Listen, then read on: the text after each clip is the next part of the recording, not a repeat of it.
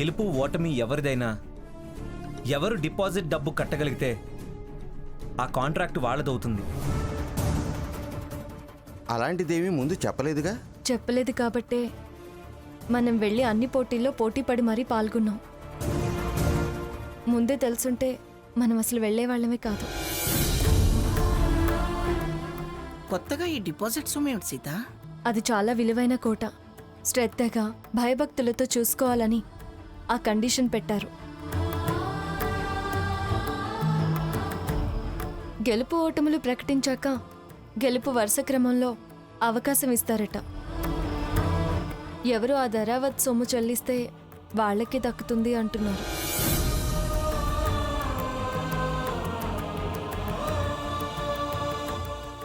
రేపు సాయంత్రమే విందు ఏర్పాటు చేశారు. అప్పుడు ఎవరు ఫస్ట్, ఎవరు సెకండ్, ఎవరిది తర్వాత స్థానమో చెప్తారట. ఎవరు డిపాజిట్ చెల్లించగలిగితే వారికి వరుస క్రమంలో ప్రాధాన్యత ఇస్తామంటున్నారు.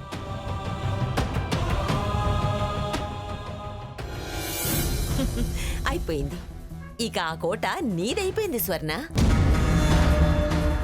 వాళ్ళెవరు వైదేహి అడిగిన 25 లక్షలు కట్టడం మా వల్ల కాదు అని చేతులెత్తేయడం ఖాయం. అందులో ఆ స్థాయి వాళ్ళు, స్తోమత గల వాళ్ళు ఎవరున్నారు? సీత సీతే. ఆ సంధ్య కూడా అదే బాబతి కదా. సీత పని అంత బాగా నచ్చితే నీ దగ్గర అపాయింట్ చేసుకొని శాలరీ ఇస్తానని చెప్పవే స్వర్ణ. మంచి సలహా ఇచ్చావు. సీతనా? నా దగ్గర అస్సలు పెట్టుకోను. వైదేహి సాటిస్ఫాక్షన్ కోసం అలా అనమంటుంది. పెట్టుకోవాలన్న రూల్ ఏం లేదు. 25 లక్షలు రేపు కట్టేసి మనదనిపించుకోవాలి. 25 కాదు, అవసరమైతే 50 లక్షలు ఇచ్చైనా మనది చేసుకోవాలి. ఆ సీతకి జన్మలో నీకు పోటీగా ఏ విషయంలోనూ ఎదురుపడే ధైర్యం లేకుండా చెయ్యాలి. వంటలు వడ్డనలే కదా అని ఎగేసుకుంటూ వచ్చారు. 25 లక్షలు అనగానే మొహాలు వేలాడేసుకుని వెళ్లారు. వైదేహి మంచి షాక్ ఇచ్చింది. పొగిడినట్టే పొగిడి బోర్లా పడదోసింది. ఎంతైనా రాణి రాణినే. వాళ్ళ తెలివితేటలే వేరు. తను గెలిచిన వాళ్ళకే ఖచ్చితంగా ఇవ్వాలి కదా అని వాదించకుండా నచ్చిన వాళ్ళకిచ్చుకునే అవకాశం తన దగ్గర పెట్టుకోవడానికే ఈ పని చేసింది. అందుకే నేను మొదటి నుంచి అంత ధైర్యంగా ఉన్నాను. వీడేడుస్తుంటే ఇలా తీసుకొచ్చి ఆడిస్తున్నాను. ఆడించడానికి నువ్వే వర్తవే దరిద్ర మోహందానా. మాటలు కాస్త జాగ్రత్తగా రానివ్వండి. పిల్లాడి మీద తెగ ప్రేమ ఉన్నట్టు మాట్లాడుతున్నారు. వీడి ప్రేమకు నొచ్చుకోలేని నువ్వు దరిద్రపు దానివి. పళ్ళు రాల్తాయి. ఏయ్, దించవే. ఏంటి నీ దౌర్జన్యం? ఏం చేసిందని తన మీద చేయి చేసుకుంటున్నావు? నా పిల్ల నాడించడానికి ఇద్దవర్తి అనక్కని వెదవది. స్వర్ణ, మనమందరం మనుషులమే. కాకపోతే నీ దగ్గర కాస్త సొమ్ము ఉండొచ్చు, తన దగ్గర లేకపోవచ్చు. అంత మాత్రాన మనుషులు కానట్టు అలా అసహించుకోవడం అంత మంచిది కాదు. నీకు దీనికి జోడి సరిపోవచ్చు. మీరంతా ఒకటి కావచ్చు, కానీ వీడు నా కొడుకు. ఇదో అడుక్కునే మొహంది. పిచ్చి పిచ్చిగా వాగకు. తను నా ఉద్యోగి. నోటికొచ్చినట్టు వాగితే దవడలు వాయి కొడతాను. జాగ్రత్త. మరి నీకింత డబ్బహం పనికిరాదు. కాస్త మనుషుల్ని మనుషులుగా చూడడం నేర్చుకో. డబ్బే ప్రధానం అనుకోకు. ఎంత సంపాదించినా మనుషుల అవసరం, వాళ్ళ సహాయం అవసరం అన్న విషయం గ్రహించు. లేకపోతే పలకరించే వాళ్ళు లేక అల్లాడిపోవాల్సి వస్తుంది. నీకు అనగా వాళ్ళని పోగేసుకుని తిరగటం అలవాటని అందరినీ అదే పని చేయమనుకో. నా కొడుకు నాకి తీ చెయ్, తీ.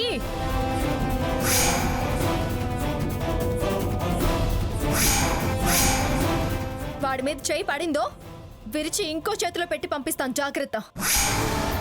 అన్నీ వదిలేసుకొని అందరినీ కాదనుకొని కొడుకంటావంటే కొడుకు.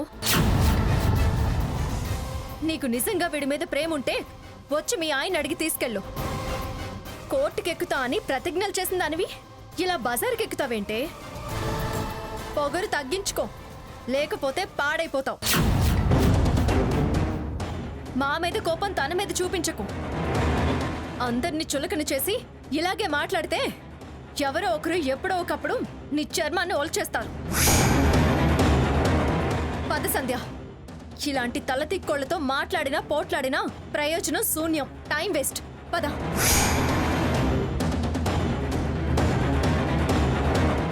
సంధ్య, విడి మెళ్ళో చైన్ ఏది? ఇంకేమవుతుంది? వెనకేసుకొచ్చావు కదా ఉద్యోగి అని, ఇదే నొక్కేసి ఉంటుంది. అయ్యో, నేను తీయలేదండి. నేను అలాంటి దాన్ని కాదండి. అయ్యో తీలేదండి, నేను అలాంటి దాన్ని కాదండి అంటే సరిపోతుందా? ఇంతలోనే చైన్ ఎక్కడికి పోతుందే? ఎక్కడికి పోయినా మేము వెతుక్కుంటాం గానీ నువ్వు వెళ్ళు. ఏంటి వెళ్ళేది? దీని దొంగతనం బయట వేసి పోలీసులకి పట్టివ్వందే వెళ్ళేది లేదు. అనవసరంగా అవమానం చేస్తూ రాద్ధాంతం చేయకు స్వర్ణ. ఏయ్, చెప్పవే, వాడి చైన్ ఏం చేసావు? చెప్పు. ఏయ్, వదులు. చెప్పవే. ఇంకొకసారి సంధ్య గురించి తప్పుగా మాట్లాడితే సహించేది లేదు. సంధ్య, నువ్వు లోపలికి వెళ్ళి వెతుకు. ఎక్కడికి వెళ్ళేది? స్వర్ణ, చెప్పు, చైన్ ఏం చేసావు? చెప్పవే. స్వర్ణ, వదులు. మేము లేని వాళ్ళమే కానీ దొంగతనాలు చేసేవాళ్ళం కాదండి.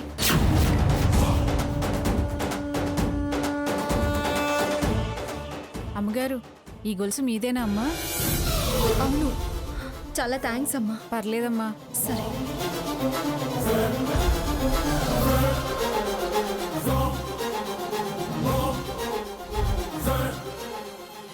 ఇప్పుడేమంటావే? వృత్తి ఏదైనా గుణం ప్రధానం. నీకు ఆసుందని అందరూ ఆశపోతులే అని అనుకుంటున్నావా?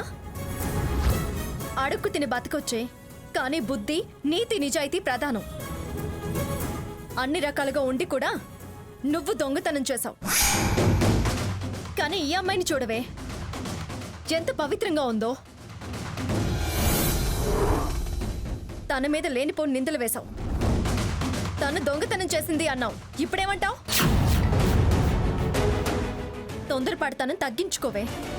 అనవసరంగా నింద వేసినందుకు, అనరాని మాటలన్నందుకు సంధ్యకు సారీ చెప్పు. ఏంటి సారీ చెప్పాలా? దేనికా? చెప్పా. పోనీ అండి, ఎవరి పాపం వాళ్ళే అనుభవిస్తారు. ఏ, ఏంటి అనుభవించేది? నువ్వు అనుభవిస్తావు.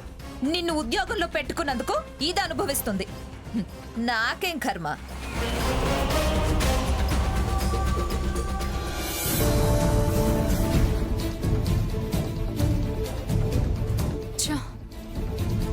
సంధ్య, దాని మాటలు నువ్వేం పట్టించుకోకు. అలాగేనండి.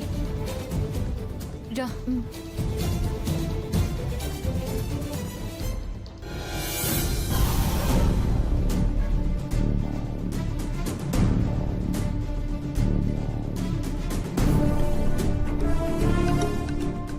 ఏది ఏమైనా కళింగ ప్రారంభోత్సవం శాస్త్ర సాంప్రదాయబద్ధంగా జరగాలి. ఏమేం చెయ్యాలో, ఎలా చేస్తే బాగుంటుందో చెప్పండి. దాని ప్రకారమే చేస్తారు. అవును గ్రాని, చెప్పు. మొత్తం ప్రొసీజర్ చెప్పు, ఫాలో అవుతాం.